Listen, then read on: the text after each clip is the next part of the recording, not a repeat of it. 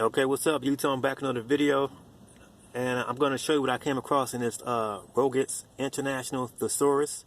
If you don't know what a thesaurus is, look it up, because it's different from a dictionary. And I have not seen anybody on YouTube use this thesaurus to bring information out that I'm about to show you that's in here. Okay? I haven't seen it. Now, I came across this thesaurus on TikTok app, right? I only paid $5 for this book. Okay, now before I show you what I'm about to show you in this book, let me show you what YouTube just did. Now I just came back. I ain't been back damn near a day. And look what they sent me. They say that they removed my video on the video I did on the Immortal Life of Henrietta Lacks, right? Now I did that video damn near a year or two ago, and they wait till damn near They wait till I come back to start putting videos back out again and remove my content. Now this is not a strike against me, but they just let me know that they talking about I violated the community guidelines, and it says that we think that this violates our medical misinformation policy, right? And this is in connection with the World Health Organization. So I did an appeal, right? I'm gonna see if they're gonna put my video back up there. I did that video damn near a year or two ago. So that lets you know that YouTube, that their community, their team watches my videos.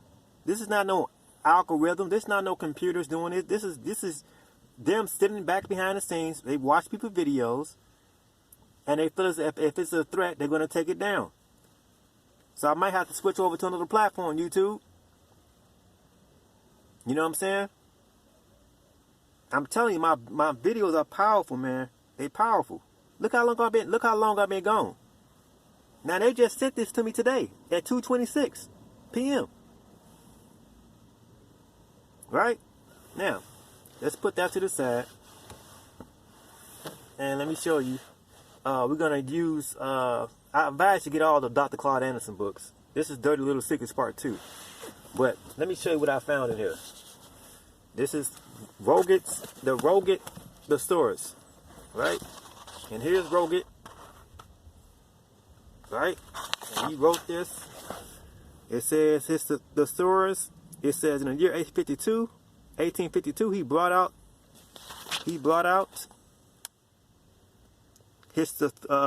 this out in 1852 of English words and phrases classified and arranged so as to facilitate the expression of ideas.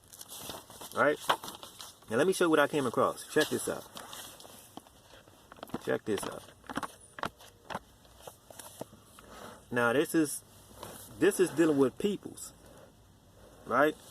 So peoples, it says peoples, nouns, places, races, and cultures, and nationalities, and ethnic groups. Okay? So you have number 2, Caucasian or white race, and things of that nature. Right? Number 3, you have Caucasian, white man, pale face, Aryan, Indo-Iranian, Nordic, Scandinavian, and such and such. Right? Number 4, you have here Mongolian, Mongoloid. Right? Number 5, Indian, American Indian. Number 6, Eskimo. Number 7, Negro, colored person, black, blackamoor, Jim Crow. Now I'm not an expert in English. I didn't major in English. So if there are any English majors out there, can you explain to me what these brackets means? And does it have any special specific meaning? They have in here in brackets slang USA, darky, Sambo, ebony, in brackets all coal. It says right here, the image of God cut in ebony, fuller, African, Ethiopian, Ethiop or Ethiopia, swarthy Ethiopia, Shakespeare, colored man, man of color, buck Negro, right? And it goes down, it says NEGROS, colored woman, mammy, auntie, right? Pickaninny, and things of that nature. Now he wrote this back in 1834 or 1850s, give or take around that time frame. But in this thesaurus, he's saying that black folks, black people, Negroes are made in the image of God. But he didn't say that. He doesn't have that amongst the other races. Why is that? Okay? So he said darky, Sambo, right? Right? Darky, Sambo. So let's go here to another source. Let's go here. Excuse my car. I got to clean it out. To more dirty little secrets, right? And you have here on page 306, the birth of minstrels, right? And you have here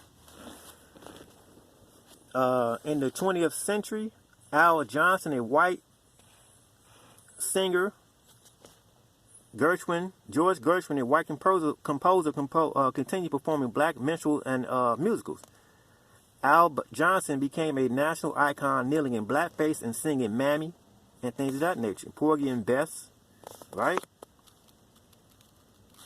Okay. Go over here to page 308. It says here that the original lyrics of how darkies are gay, happy, and brackets, and the time has come when darkies have to part. Lyrics of this song are still played and sung at the start of the Kentucky Derby horse races every May. Other state songs were written by Stephen Foster. In the post-civil rights era, Florida's legislators tried to revoke their state song titled "The Old Folk at Home" because of the lyrical reference to, quote, darkies. Now, we just read in that thesaurus that they said darkies and sambos and things of that nature. You know what I'm saying?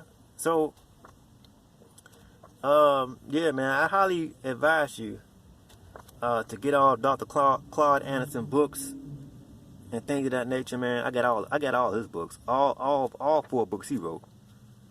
You know what I'm saying? This just goes to show you, man. This goes to show you, like it was calling us tar baby, colored, nigger, jungle bunny, right? Okay.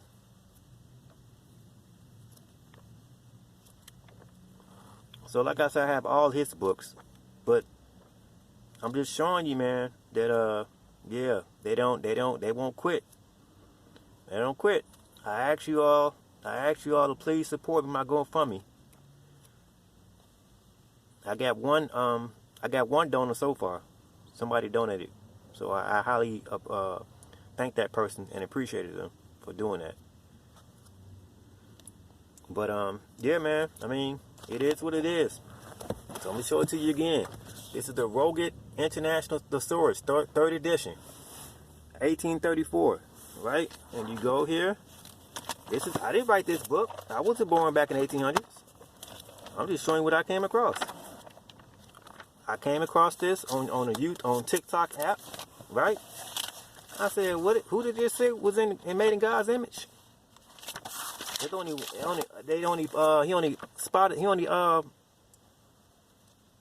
brought out one specific race of people under the peoples category, subsection.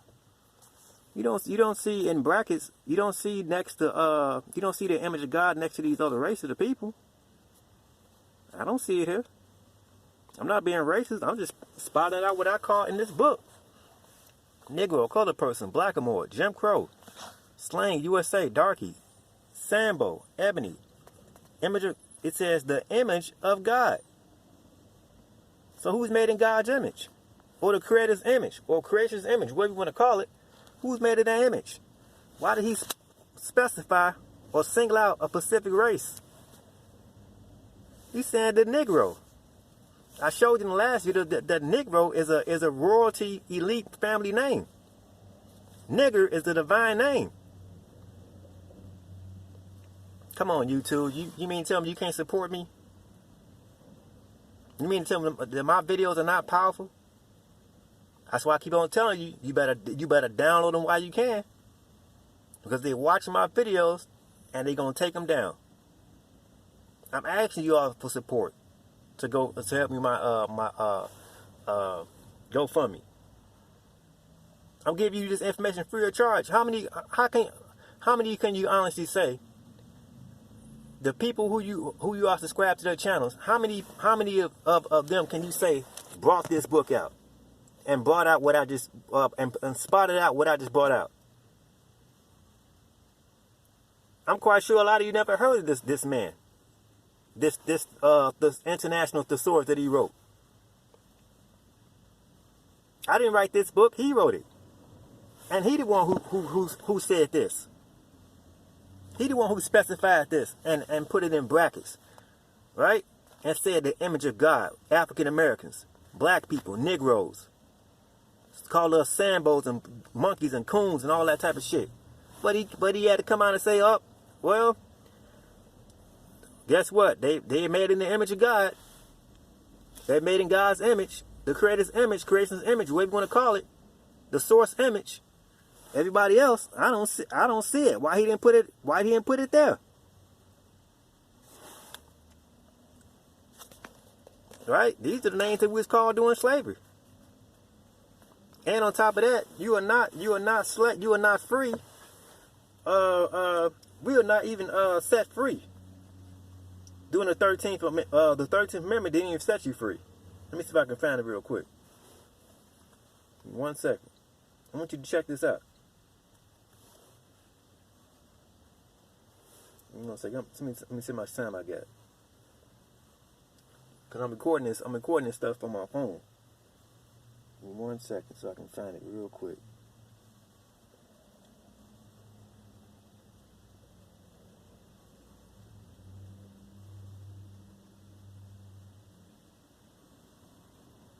Now check this out. Listen what this man say. Let's see. I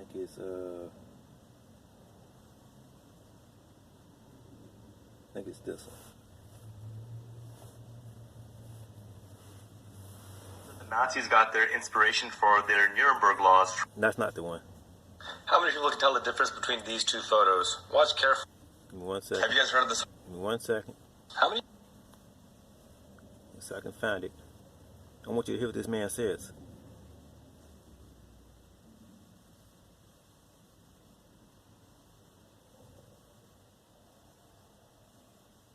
Right here. So now that we know that America never actually... Let's go right here. How many people know when America actually abolished slavery? If you guessed January 1863 when the Emancipation Proclamation went into effect, you'd be wrong. If you guessed April 1865 when the Civil War ended and the Union won, you'd be wrong. But if you guessed December 1865 when the 13th Amendment was ratified, you would still be wrong. Here's the dark secret they don't teach you in school. America never abolished slavery. The 13th Amendment does not abolish slavery. All it says is that you can't enslave somebody unless it's as a punishment for a crime where the party shall have been duly convicted. And guess who gets to decide what's a crime and what's a due conviction? That's right, the same people that were enslaving black people for centuries. Stay tuned, I'm going to do a part 2, but tag somebody who you think needs to be reminded. Did you hear that? You're not free. They can still hang you. So now that we know that America never actually abolished slavery and relegated slavery to those who committed a crime, all you had to do was not commit a crime, right? Well, people don't realize what actually happened at this point, because now you had hundreds of thousands of formerly enslaved people who had no wealth, no property, no access to resources out on the streets. That whole 40-acre and a mule thing didn't quite work out. Meanwhile, the Homestead Act was passed, giving white peasants from Europe millions of acres of land for free. But it got worse for formerly enslaved black people. The Civil War ended in 1865. Enter the Vagrancy. Check this out. It's called the Vagrancy Act of 1866. The Freedmen's Bureau. The Freedmen's Bureau. An agency to keep the Negro and illness at the expense of the white man. At the expense of the white man. Check it. Look this up. It's called the Vagrancy Act of 1866. The Freedmen's Bureau. An agency to keep the Negro and I believe it says idleness or illness at the expense of the white man. The Act of 1866. What was the Vagrancy Act? Well, I'll tell you. The Vagrancy Act said that anyone who appeared to be homeless, i.e. former slaves, would be captured, arrested, put in balls and chains, and forced to work for free. In other words, they were still enslaved, except now that institution was further protected by the Constitution. I'm going to do a part 3, but tag someone who you think needs to be... Where do I begin with?